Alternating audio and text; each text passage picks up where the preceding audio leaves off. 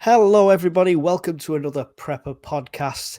And today with me, I have Roland. Roland is a subscriber to the channel. How are you doing, Roland? Hi, I'm fine. Yes, I'm subscriber since you started with streams with solar flares. Yeah. Yeah. I remember you popping in on a few of them when they first started. So I'll start from the very beginning. I ask everyone the same question, so you probably know it's coming. Are you a prepper? Yes. Yes. Straight Yes. answer. No ifs or buts. No is or buts. The thing is, um, and we will come to this later. As probably everyone hears, I'm from Germany originally, hmm and I moved to Ireland 15 years ago, nearly. hmm And my upbringing was in a town in Germany where we had a lot of American soldiers. Um, and we knew that this town will be nuked if Right. something is happening. Okay. So, and we had to do CBRN trainings hmm in my youth. And this brought me to this made the scar on my soul that I have to prepare. Yeah. Yeah, so usually I say what made you start preparing. Obviously that left an impact there. Yeah. um Obviously bringing that into adulthood, obviously, I mean, I'm sure you weren't a prepper from the get-go all the way, because we all enjoy Mhm. our teens and enjoy the girls and stuff. What made you start prepping fully? Um, I think it's a start of the pandemic when I saw how the people were like vultures in the shops and hmm getting stuff. And yeah, before I already had always stuff at home, like at least for a month or so. But with the start of the pandemic, I said, well, maybe. And then the huge push came with what was happening in Ukraine Yeah. because um, the first thing I've heard from the Ukraine war was that they threatened with nuclear war. Yeah. This was the first thing what I've heard, hmm and yeah, and I was before I was already. I'm a prepper, and I say that as well because I'm part of an Irish survivalist and prepper group. Okay, cool. And not only part, I'm the web admin, and so I do the website and so on and so forth. Excellent, cool. So this is going to be a silly question now. Then the next question is: are you a lone wolf or part of a mag? But obviously, a mag. We have a Mac. Yeah, Yeah. yeah. Um, we have a small group in our prepper group, hmm which is really tight. We have the uh, radios where we can actually interact with each other. So hmm everyone has, and then we could make contact when something is happening. And the group itself has a kind of a bunker. Okay, cool. It's not a real bunker, but we have a kind of a bunker. Okay, cool. We won't Yeah, ask too many details, OPSEC and all of that. yeah. But what our viewers and listeners will be interested in, because we get the question a lot. How did you did you were you there at the start of this, or did you just find this group? A lot of people are struggling to get mags or find mags. How did you go about that?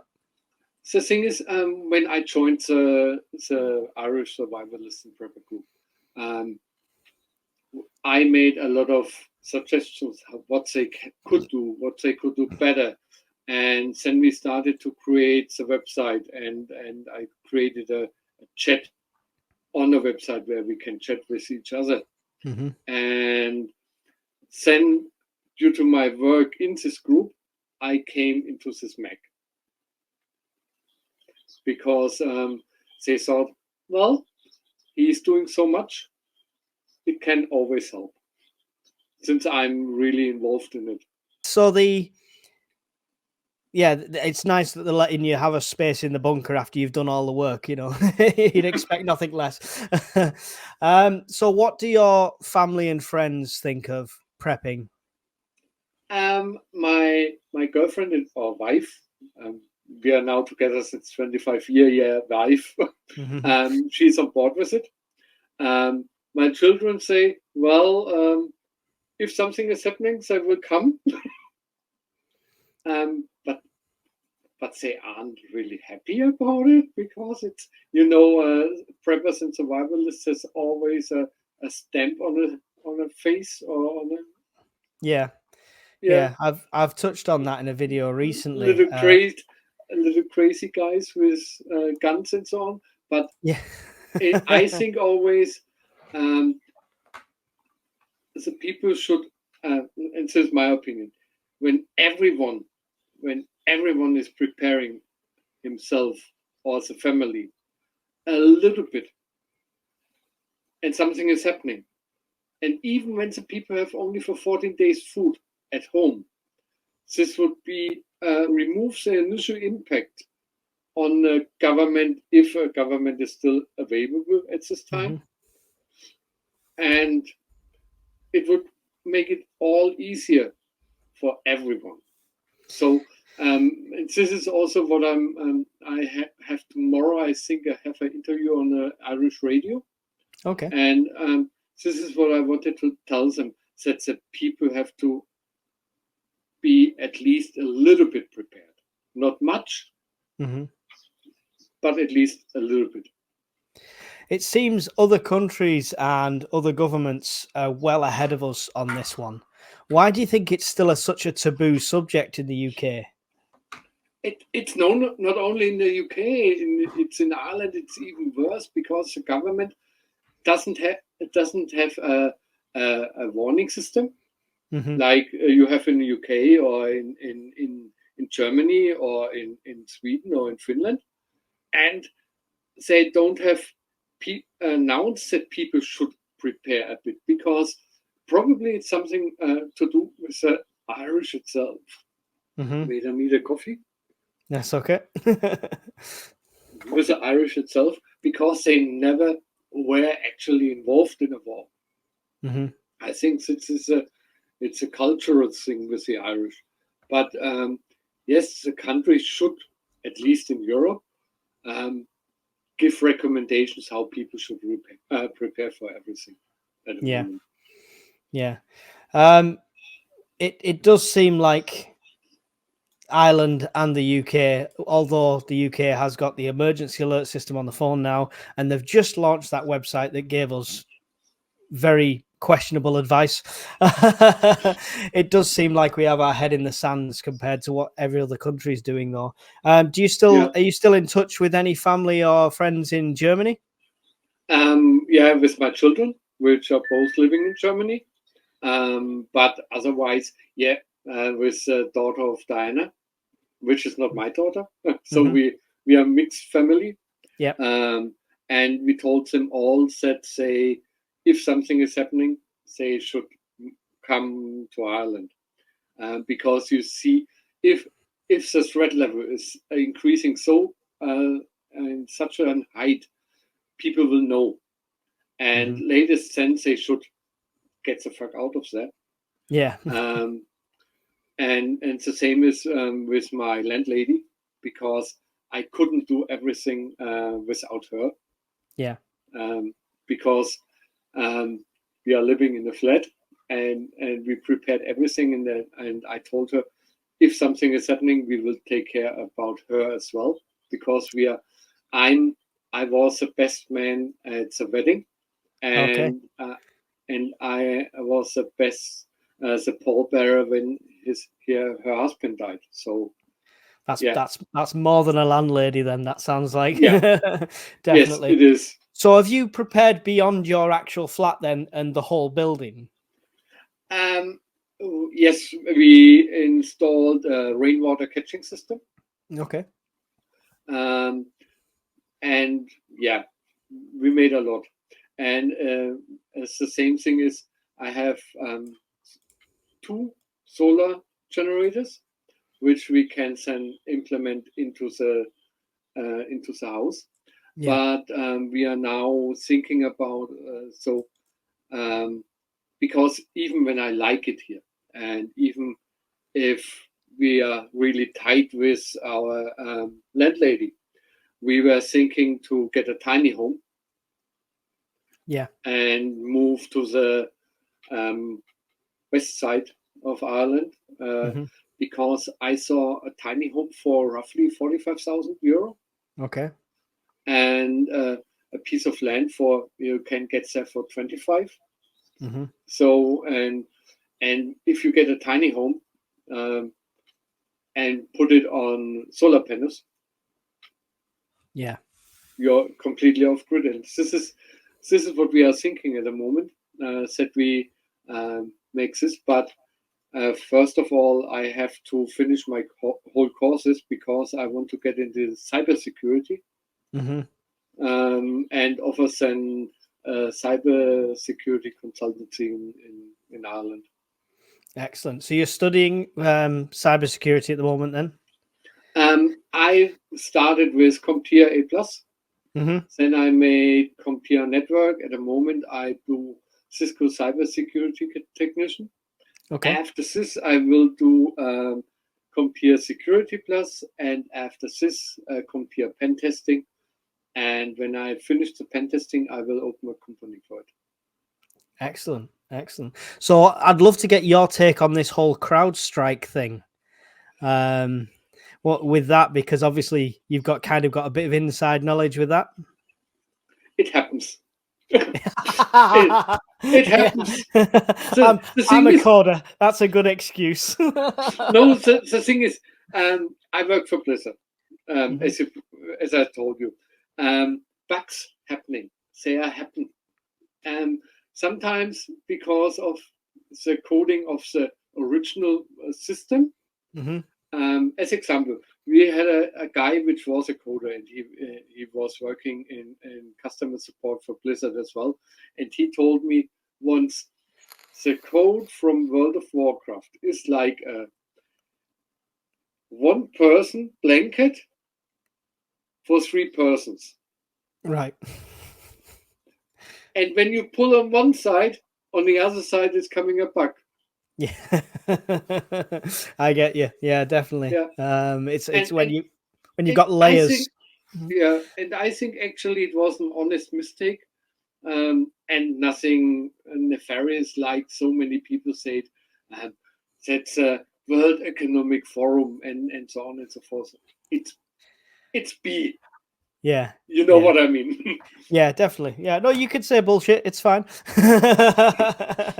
But given that, obviously, I mean, you're in the same sort of industry. When I do anything, it goes through a code review, it goes through peer review, it goes through user acceptance testing. It's got very many layers to go through. So it's got to be a very hidden bug to get all the way through that. But it does happen. I get that. The problem was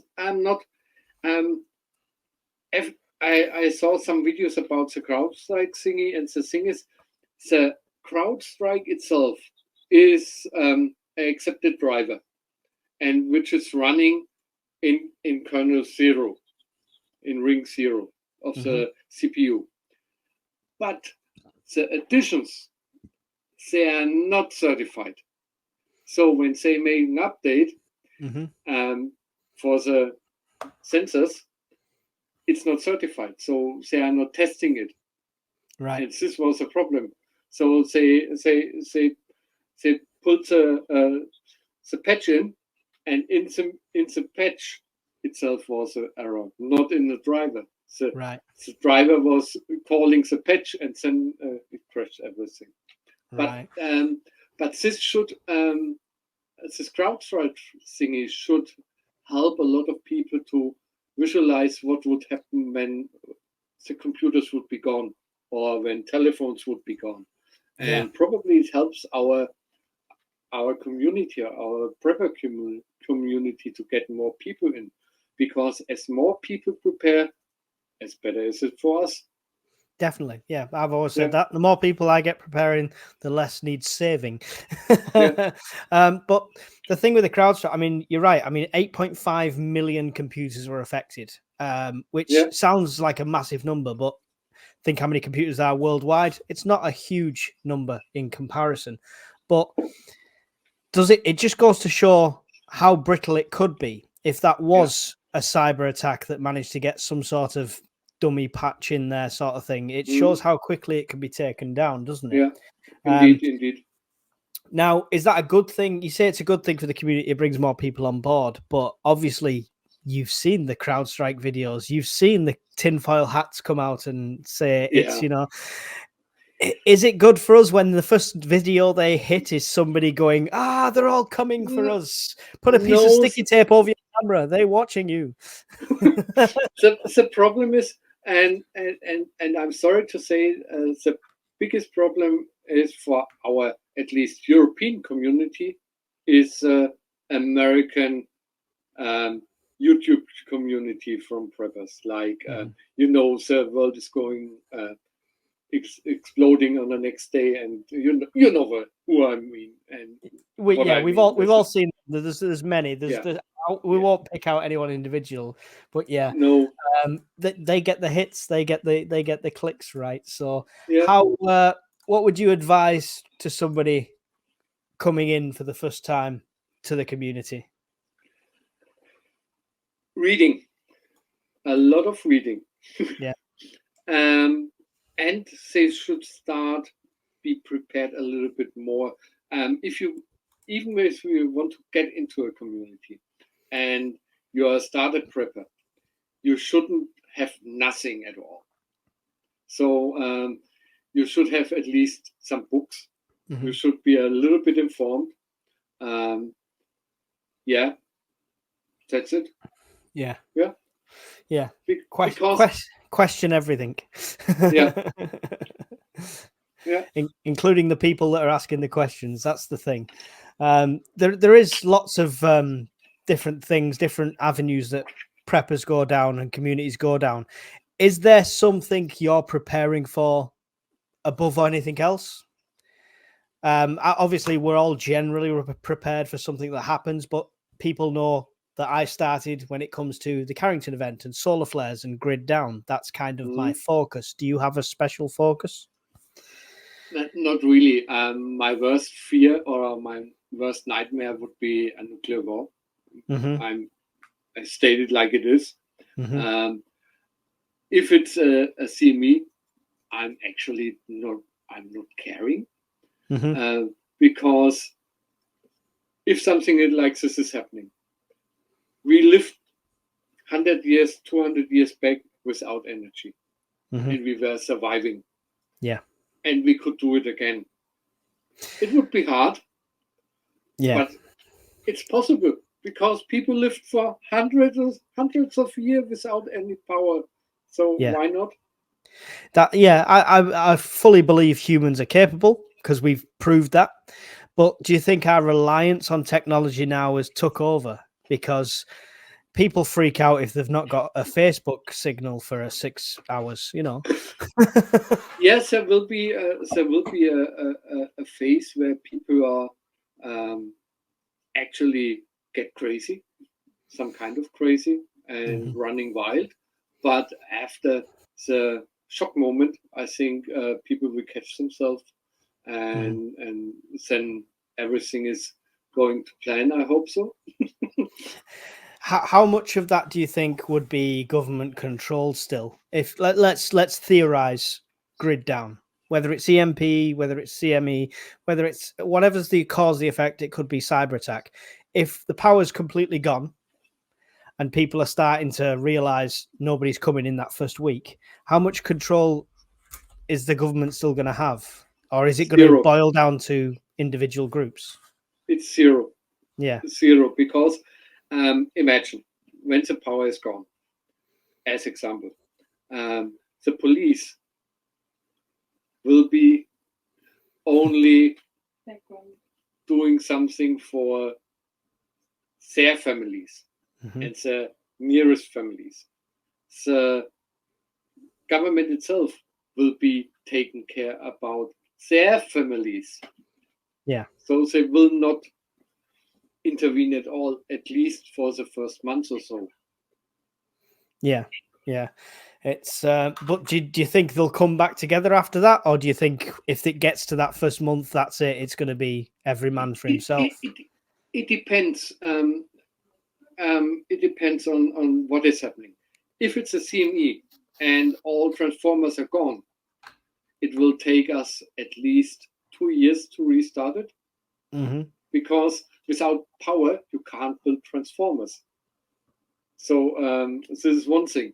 And the other thing is, it will be then regional governments, like here in Cork City, maybe that the government, the Cork City mayor is taking over this part, like we had back in the 1500s or so. Yeah. That you have regional governments which are taking care of the taxes and so on and so forth. Yeah. Yeah. It'd be interesting. I mean, I say it'll be interesting. Nobody wishes it to happen, but it's there's lots of interesting directions and theories where it could go. Yeah, like I said, if it's a CME, I think we would maybe after a month or so, people would realize that they have to do something. Yeah. And do you think people would come together? Some would come together. Others would certainly try to take advantage of it. Yeah, there will be idiots robbing big widescreen TVs that they can't plug in anywhere. Yeah. But this is everywhere. I hope that people come together, but I also being prepared for the worst situation, because I told my wife, said if something like this is happening, latest 90 days after something is happening, you are free to roam around in the city because everyone is gone. Yeah. Sorry. sad but very true. Sad but very true. Yeah. Because after 90 days, most of us people would have been dying anyway. Mm-hmm. Who not have prepared at this point in time. Yeah. But people will turn to desperate things, so security obviously has to be the forefront of something like that. Is that something you talk about a lot inside your mag? Would you think you would come together to get through that 90-day period, or would you all be away in your individual areas? So we in our mag, we decided this, if something like this is happening, like a CME, power outage, cyber threat, we would actually stay in and bug in until the worst has happened. And then we would all come together in one place, carry our stuff there, and build there a complete prepper community. Right. So you've kind of built a timeline up so everyone knows the plan. That's good. That's good. And we have a meeting point where everyone is meeting. Yeah. I'm just fishing for tips here now because I've got the forum and I've been trying to find a mag for myself, but there's very few in this area. Communication. What's the plan B on that if it's an EMP? So we have everything. Everyone has a Baufeng radio, and we are building a mesh testing net. Yes, I've just been looking into that. Somebody's contacted me from them. But when it's an EMP, well, then you need birds or something like that. Is it a common thing within your group to have a Faraday cage with a radio in for that case scenario? Yes. So you will kind of have that backup necessarily, because my preps, as much as I want to, I can't afford a full solar setup and the power banks and stuff like that. So my preps have been centered around living without electricity. So I've been constantly looking for a communication method like that, apart from sending runners on horses and signal flags.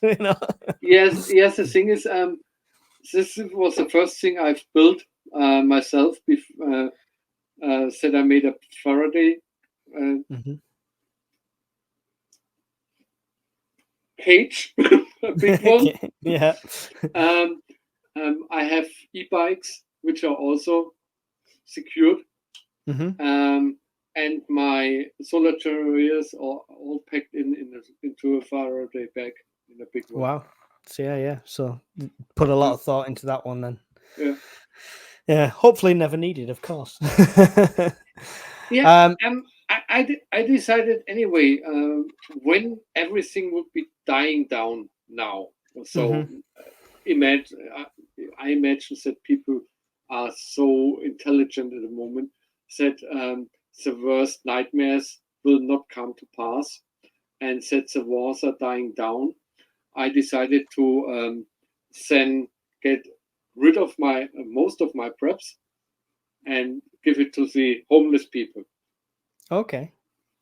Not which does not mean that I stop prepping, but I'm so fortunate that I could do it and still could have enough to survive. Right. Yeah. So you had more of an abundance than you needed. Yeah. It's very, very admirable thing to do. Yeah, definitely. Yeah. I mean, do you think it's on the come down? Do you think we're starting to? It depends. If you some channels on YouTube wouldn't like that. The problem is if you see the world at the moment, we have so many hotspots like Guyana and Venezuela, then Ukraine and Russia, then China and Taiwan, North Korea, South Korea, and China, Philippines. Yeah. And yesterday night there was something where Chinese and Russian bombers were actually flying into Alaska. So it will take a while until something is dying down. It could be that it's dying down faster, depending on how America is evolving. But if America is out of the picture completely, then not at all. So if the other one would come to power, we in Europe would be we would be fucked. Right. Okay. Yeah. Very interesting. Interesting. It's strange how much politics can have an effect on the way we prep and what we think about prepping. Yeah. Definitely. What? This is a unusual question. I'm going to start throwing it into all the interviews, so you're a test dummy for this one. What do you think sets you apart from other preppers? Said I'm a nice guy. What are you trying to say? What are you trying to say? No, I'm actually I don't fear it when something is happening. I lived my life. I'm now 50, soon 55. Sure, I want to live a little bit longer. That's why I'm prepping. But if something is happening to me, well, it happens to me. Yeah. Which is that probably does set you apart, because lots of preppers don't think like that, because it's that control and that that panic that gets them there half the time. The thing is, I had a team manager, and he told me, you can only influence stuff which is in your sphere of influence. Everything what is outside of your sphere of influence, you can't.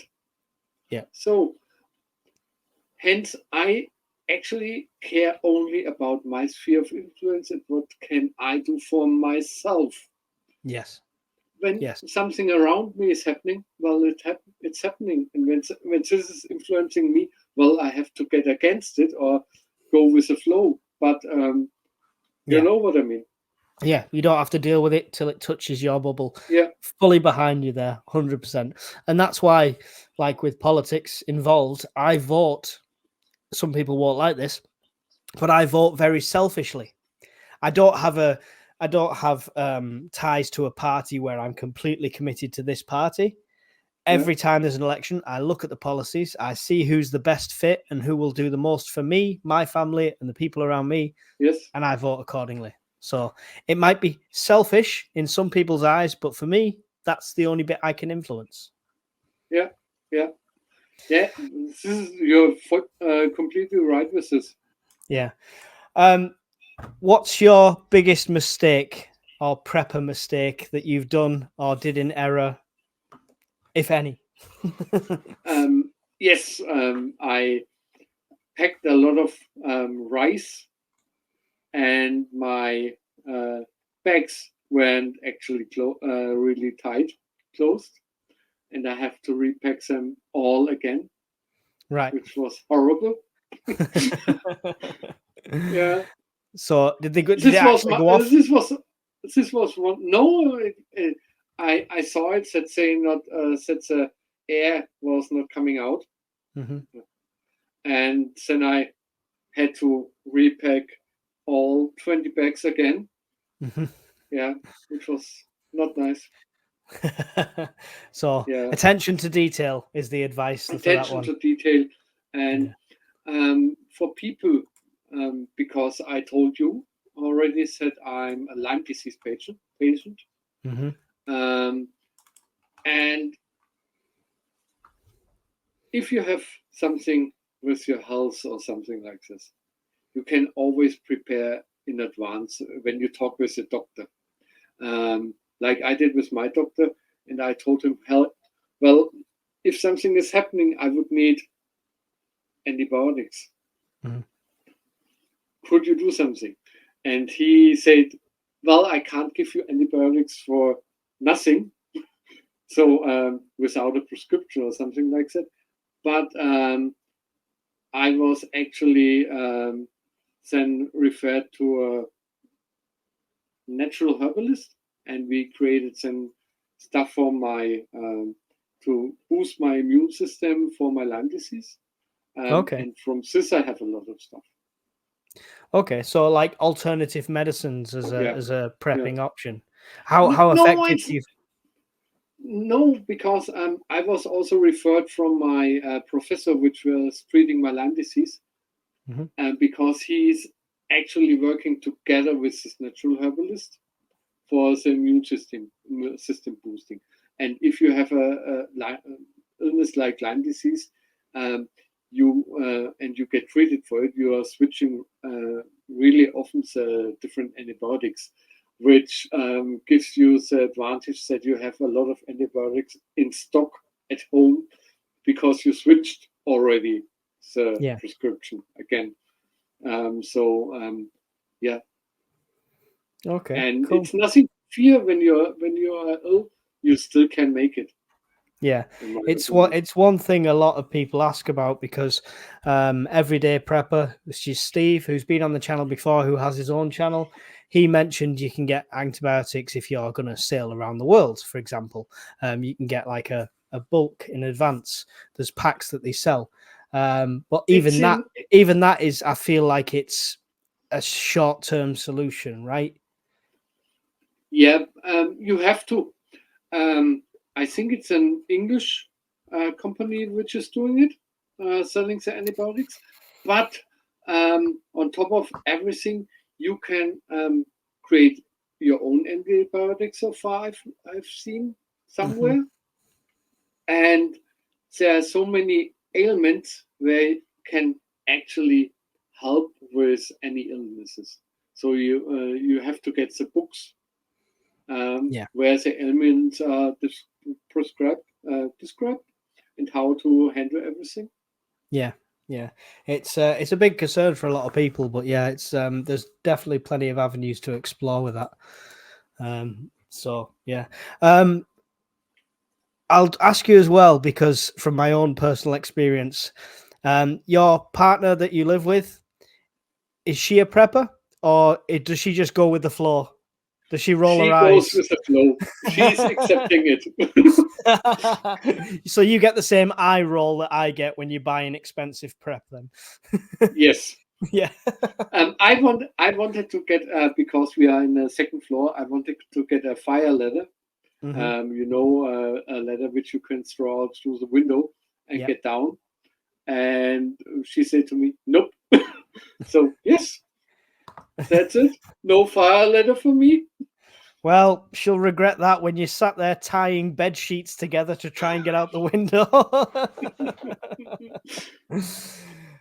You're not allowed a fire ladder, but maybe you could get 2 different ropes and a couple of sticks. And I happen to have the stuff to make a fire ladder. Indeed. This is correct. Excellent. Well, is there anything else you would like to, while you have the audience, before you go? Everyone which is watching the streams should get the family on board with prepping. Mm-hmm. We can only appeal to the people which are watching that they actually influence the families, that they look into prepping.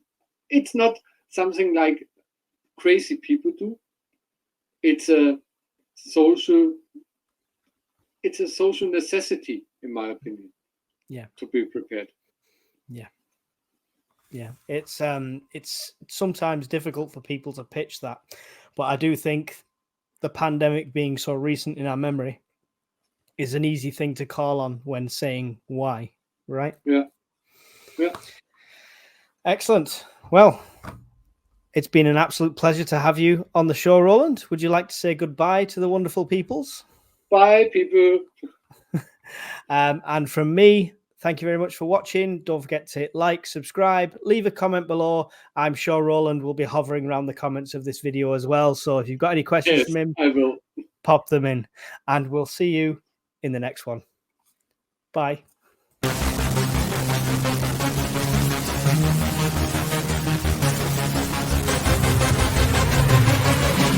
Yeah.